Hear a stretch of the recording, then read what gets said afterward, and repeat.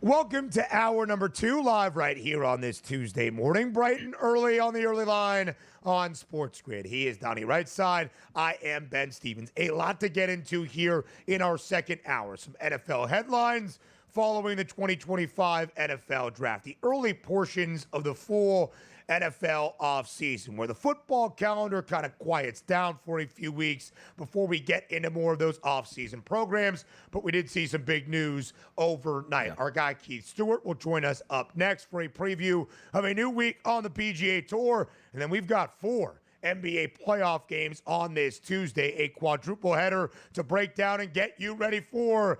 And in 3 of those 4 spots, all out in the Eastern Conference, a couple of series can be won and clinched on this Tuesday night. And then our most competitive opening round set in the nightcap back in Denver at altitude between the Nuggets and the Clippers. A lot to get ready for, DRS, in this second hour.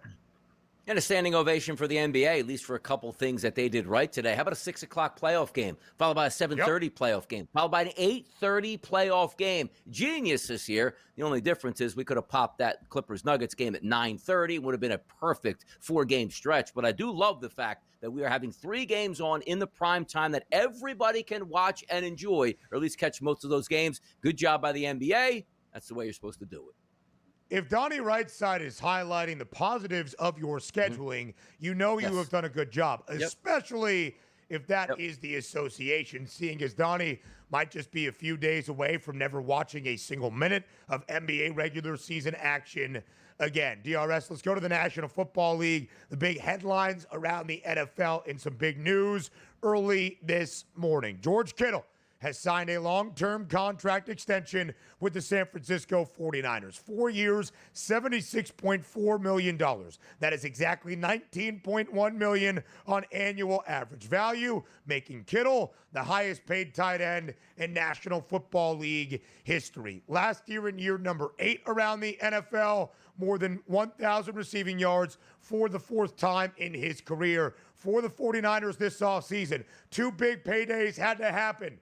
Brock Purdy, who we'll discuss in just a little bit, and their veteran tight end and one of the leaders of the franchise in George Kittle. The deal is now done. Deservedly so, too. I mean, the guy's been a really good football player since coming to San Francisco. Now, he has caught up with the injury bug a bit, and also, this isn't a guy in the middle of his prime. It's more of the back end. Like in the NFL, like, hey, man, we're going to tie up that tight end, 26, 27 years old. George Kittle now will be into his 30s here, but also production is key. And if you expect to be in that Super Bowl window, you want to pay your guys, keep them happy, and hopefully get those good performances out. The one thing we're going to worry about in just a few moments is who that quarterback's going to be and how much money that quarterback is going to cost. But I don't think anybody looks at George Kittle and says, what a crazy deal. Understand this again. Most people say, well, how's he the highest paid tight end in football? I don't think he's the best. It's just the time that your actual contract comes up. He's not really resetting the market. He's just getting market value right now. And the next guy to come along who's a really good young tight end will break through George Kittle's numbers as well. He deserves to be paid. He's a good football player. Have no issues with this from the 49ers.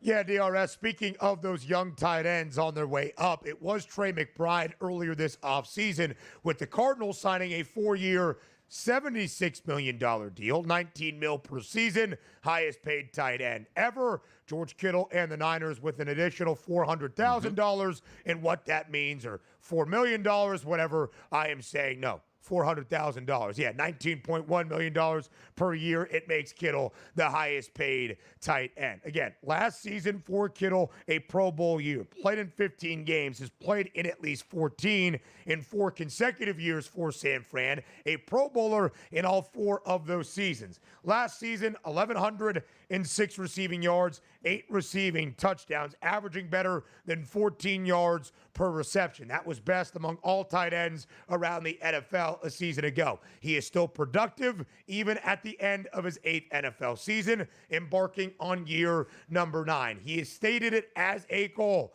to play the entirety of his career with the Niners. He'll have a great opportunity with this 4-year extension to do exactly that. And DRS, he is historic. We have seen, of course, the tight end position in the National Football League take on such a large and productive role in the last 20 years or so. 4 tight ends in NFL history have had at least 4 seasons of 1,000 receiving yards. George Kittle accomplishing that feat a season ago. Tony Gonzalez, and Rob Gronkowski, all with 4. Travis Kelce as well has 7.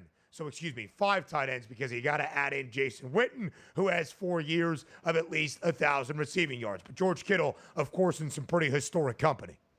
No doubt about it. And he should excel in that offense. One of the best play callers that we've seen in the NFL over the past 15 to 20 years. And Kyle Shanahan continually gets him open routes out there. Now, different structure there at wide receiver this year. Some changes made to that team. But old, players that come back like George Kittle that know that system, that's a benefit, man. Good contract, good team. Let's see what George does this year. So quickly, DRS, and we talked about this throughout the NFL draft, because it's not only the players and what their prospect looks like heading to the National Football League, but of course, what it means for the franchise. Next big step for the 49ers this year is paying Brock Purdy. What exactly is that money going to look like? You said it yourself. It's not record-setting deals because George Kittle deserves, although he does, because George Kittle is the best tight end still and needs to be paid as the highest guy. It's because of what market value is asking. Well, market value right now for quarterbacks is basically 45, and for a lot of them, $50 million per year. 9 QBs around the NFL receiving at least $51+ million per season. Is Brock Purdy worthy of that money?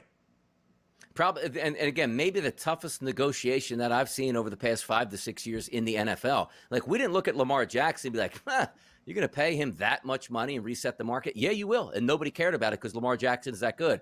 Hey, look at Jalen Hurts, just got a big deal. Yeah, next in line, looking to lead the Philadelphia Eagles, ends up winning a Super Bowl and becoming MVP. You see, like Josh Allen or Mahomes, like, yeah, these are easy ones. Even a number 1 overall pick in Trevor Lawrence, that's had a ton of success, still ringing the bell with a monster contract, and everybody goes, yeah, that makes sense. But nobody's making sense, which includes the 49ers, the fan base, and also the agents and the people representing Brock Purdy. They can't come to an agreement. It's been a long time since he's had the opportunity where that window opened up that you can start making deals with him where they can't come to an agreement because they're going like, I'm a starting quarterback. I made NFC championship games. I've been to a Super Bowl. Why aren't I paid like everybody who's done the same thing, which means $55+ million? And the 49ers are going, love you, kid. It's a business. We don't know if you're actually worth that much, which is the reason why we haven't gotten a deal yet. So resetting the market for a starting quarterback should be a good starting quarterback, I should say, $50 million. But then you see the deals like what Baker Mayfield got. They said, boy, man, you got good production at $30-some-odd million. Sam Darnold. I'm not even saying like they're on the same level as Brock Purdy if Brock Purdy's way above them or below them. I'm just saying like that team is saying like, boy, I think we can get this guy at $40 million and we can really open up some other things for the San Francisco 49ers on offense or defense. But Brock Purdy's camp is like, no. This is a starter. He's young, in his prime. You will pay him exactly what that market bears, which if that comes down to $55+ million, I'm sorry. Open market, Brock Purdy's not a $55 million quarterback. It's just the way it is.